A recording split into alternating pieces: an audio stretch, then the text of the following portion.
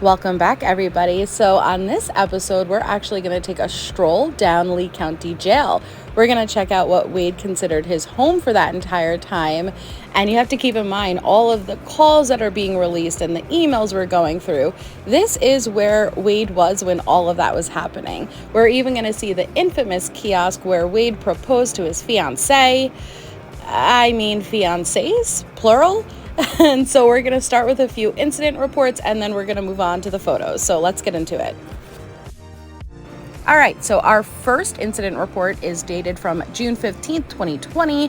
They were moving inmates from the downtown jail facility to a lockdown pod because there was broken glass in the vestibule area. So inmate Wade Wilson stood at the doorway to his cell and he put his body weight against the door, preventing it from closing. Wilson was given several orders to stop obstructing the doorway, and he continued to yell, "Fuck you," into the speaker. Wilson was also trying to incite other inmates in the pod to refuse the lockdown with him. And then at approximately 10:46 hours, Pod M was fogged for other inmates that were refusing to lock down. And at this time, Wilson then complied and let go of his door and entered his cell. So he had the following rule violations, which was conduct which interferes with the security and orderly running of the institution, insolence towards a staff member, refusing an order, and then riot. Moving on, we have on October 27th, 2020, inmate Wade Wilson was being escorted to the shower. Prior to placing Wade Wilson in the shower, they began patting him down, and during the search, Wilson became verbally agitated, stating that he couldn't lift his leg and began moving around suspiciously. At this point, they advised Wilson to calm down and to lift his damn leg. Wilson began yelling and cursing, and due to his behavior, they decided to escort Wilson back to his cell.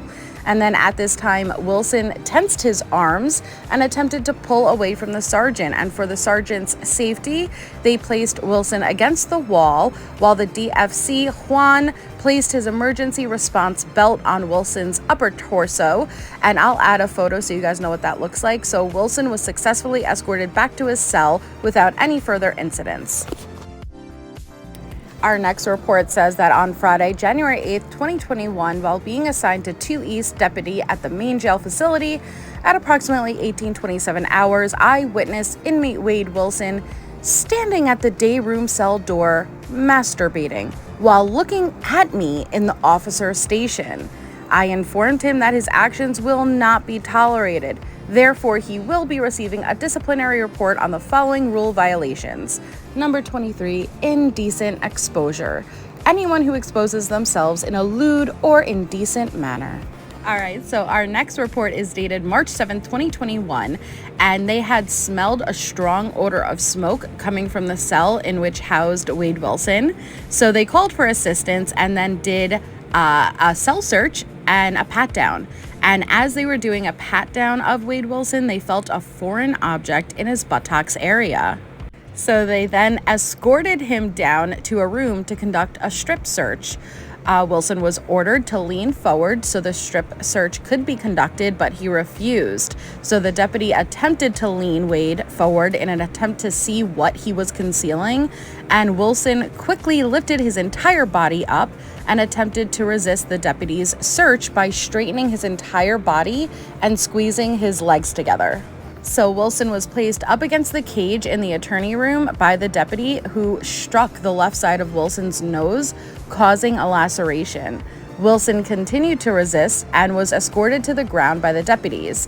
So another deputy responded to the attorney room to assist, and then once on the ground, Wilson continued to resist and then was placed in issued emergency response belts. And so the nurse was notified, medical was notified of the incident, then they responded. So then the nurse had to come down, and due to Wade being on the ground, the nurse also noticed a foreign object protruding from Wilson's buttocks area. So the nurse was able to remove the object, which was later identified as a darn lighter, along with 2 distinct pairs of women's underwear. The nurse medically cleared Wade at approximately 15:58 hours, and then Wade was escorted to the jail intake so a body scan could be conducted. So no other contraband was located during the body scan, and then Wade was being escorted back to his cell. And then as he's being escorted, he was screaming and attempted to headbutt the escorting officers. So once again, he was escorted to the ground to gain compliance. So medical was again advised, and the nurse had to come back and clear Wade Wilson once again, and then he had a pending mental health evaluation.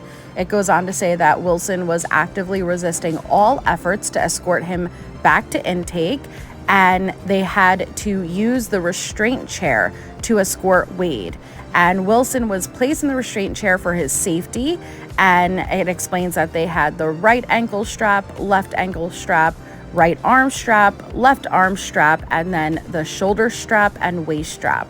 So once Wilson was actually in that restraint chair, he began making several threats that he was going to unalive himself the first chance that he gets.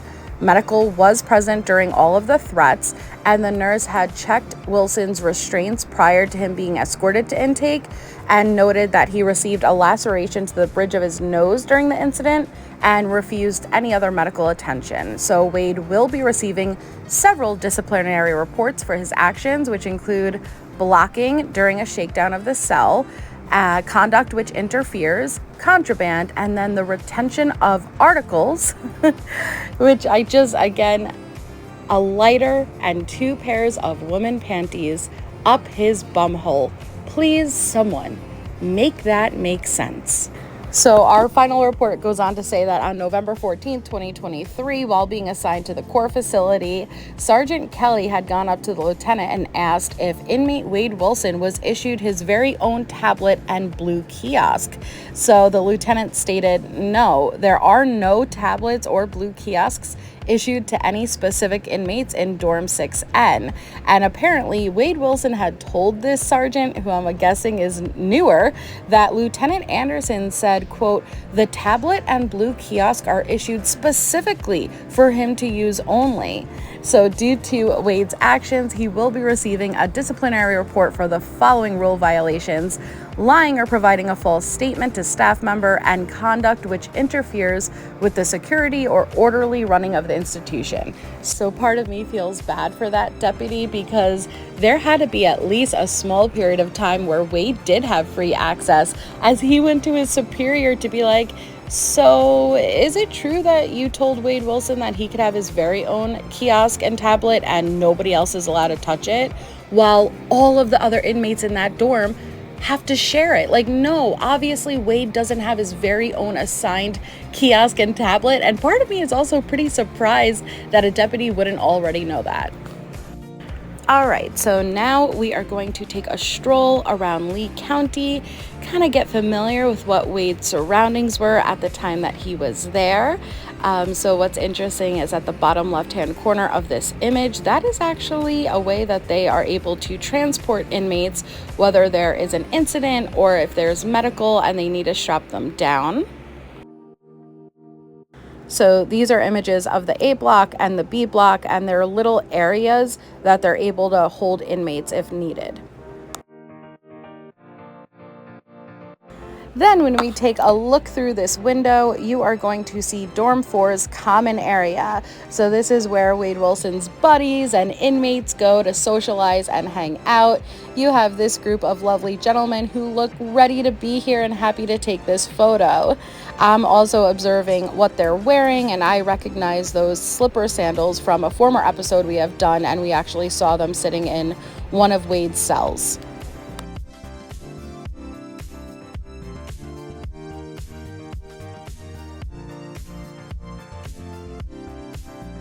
So then they included 2 images of this switch box. I'm not sure exactly what role it played or the significance in Wade's incident reports, but I'm just going to include everything.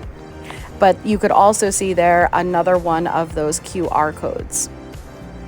So now we're standing inside that common area. So there are 2 floors. Wade's cell at this point of time is on that second floor. The first floor and the second floor seem to be identical. You have cells to the left, cells to the right, and in that center straight ahead is actually the showers, which we'll be able to see better shortly. So on this floor, they're gonna have 2 kiosks, the phones, and then a device that they use to do the face video visits. You have to keep in mind, Wade did not have just one cell his entire duration while he was at Lee County. He was constantly being moved to different dorms, different cells, and he had certain restrictions depending on where he was. And so, like I read in one of those incident reports, Wade wasn't always allowed to have access to a tablet in his cell. So they would have to use the common tablets and the common kiosks. And so there's a good chance that Wade most likely got engaged at one of those kiosks that we're about to see in the image. So here it is. You could actually see on the bottom of this image, you have the 2 black kiosks, the tiny white tablet, and then the phone. So we're going to get a better look at that right here. And I'm very curious, which of the wives did Wade propose to in this very spot?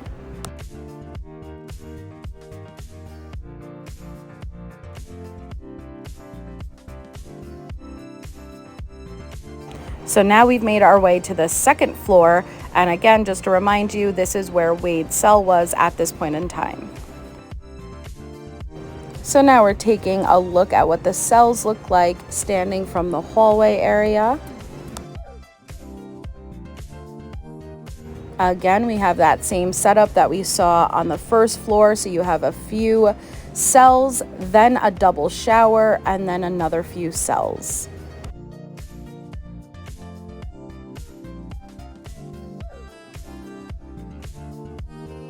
And then we have specifically cell I-12, which was one of Wade's cells, and we read about it in the incident report earlier.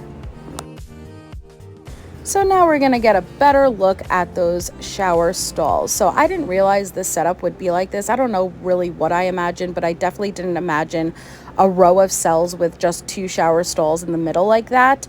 But I also didn't really have high expectations for a jail shower, but it's definitely just as gross as I thought it would be.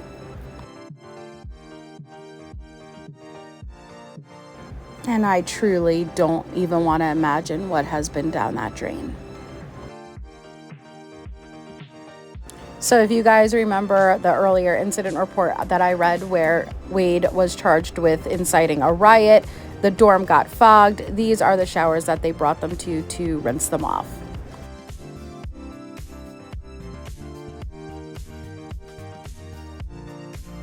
So again, just taking a look around, documenting the first and the second floor. We're still on the second floor at this point.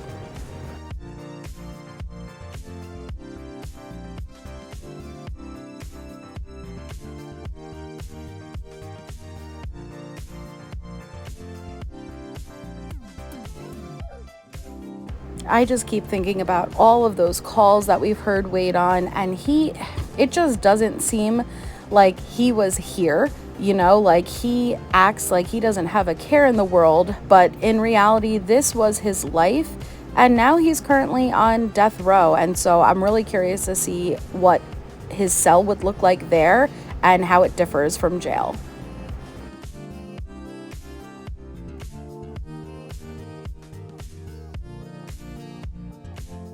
Okay, so this is actually going to be the same cell that we saw in a different episode, the one where he had all of those discovery photographs hanging up.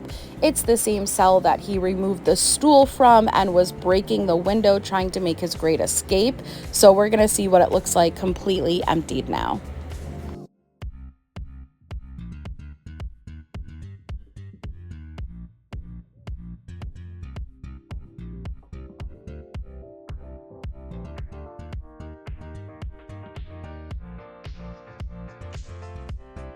The only thing my mind can think of whenever I see this is every call I've heard between Wade and Jesse where you hear Wade urinating in the background. It is absolutely disgusting, but that's that same very toilet.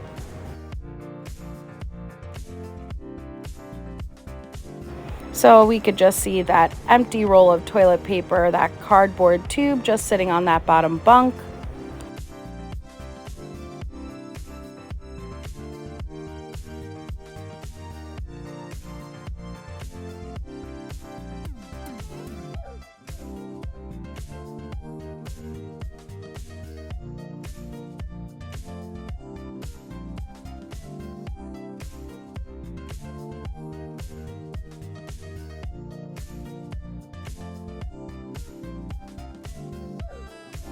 So here you'll see what I was referring to earlier. It's an inside out latex or nylon glove, and it appears to be maybe paper. So I'm not sure if that was left behind by Wade himself or if that was maybe a deputy who had done it.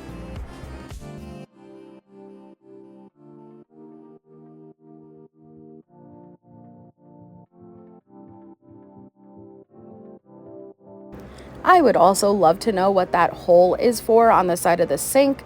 I've heard some people say that it's for toilet paper. I've heard others say that it's actually a trash bin. So if you know, definitely tell me down in the comments.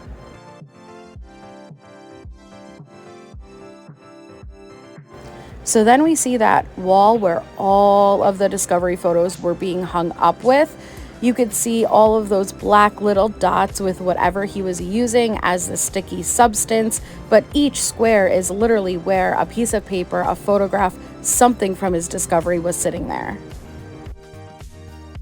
And let me just say, that vent at the top is absolutely what nightmares are fueled out of. It is terrifying. I swear you can see a substance that is dripping from it, which I have no idea what that would be, but it's absolutely gross.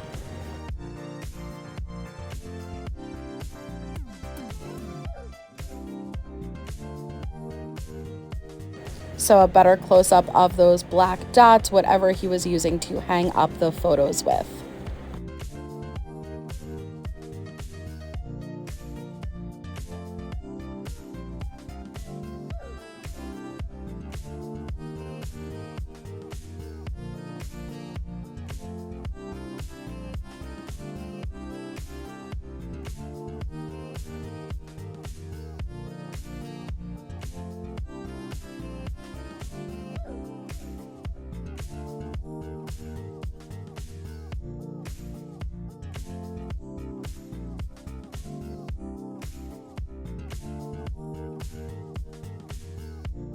So you can see the stool is no longer there. We've seen some of these photos in a prior incident report. And so he managed to unbolt that stool and then used pieces of it to smash that window. And we all know he was trying to make the great escape, which we will definitely go over those reports in a future episode.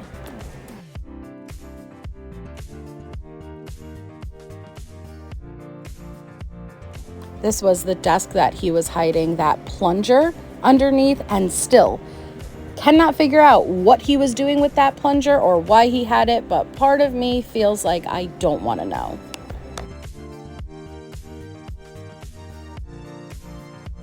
And there's that window that Wade Wilson was going to make his great escape from. It's going to get closer, and you're going to see he did manage to really shatter it, and it spiderwebbed out. But do you actually think he would have been able to get through that glass? And if so, do you think he would have been able to get that middle bar piece off?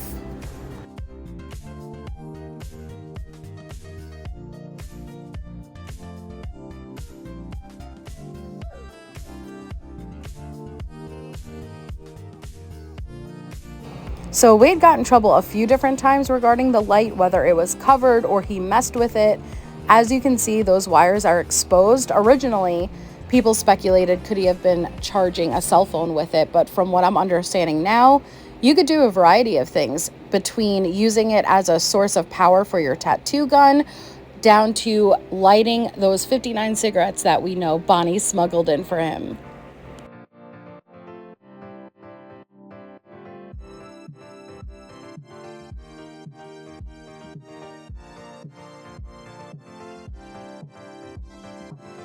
What it looks like standing in Wade's cell, looking out towards that common area.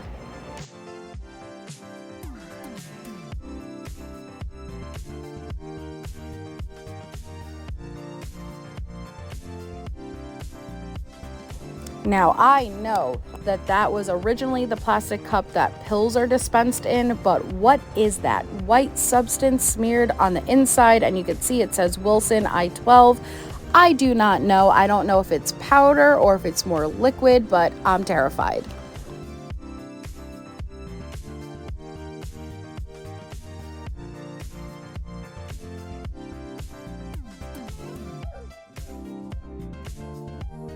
So again, at the end of the day, this was Wade Wilson's reality. All of those calls, all of those emails, this is truly what his home sweet home was. And now that he is on death row, I'm just so happy to see that they're following through with removing privileges and actually cracking down, because he was allowed to get away with far too much during his stay here at Lee County Jail. And honestly, I take great glory in the fact of knowing Wade's communications, all of those calls and emails that he was doing, they've been revoked until at least May 2025, and I'm sure he is going absolutely crazy without them. So that's it for this episode. Thank you all so much for being here. If you haven't already, please take a moment, hit that thumbs up, leave your thoughts down in the comments below, and I will see you all for the next one.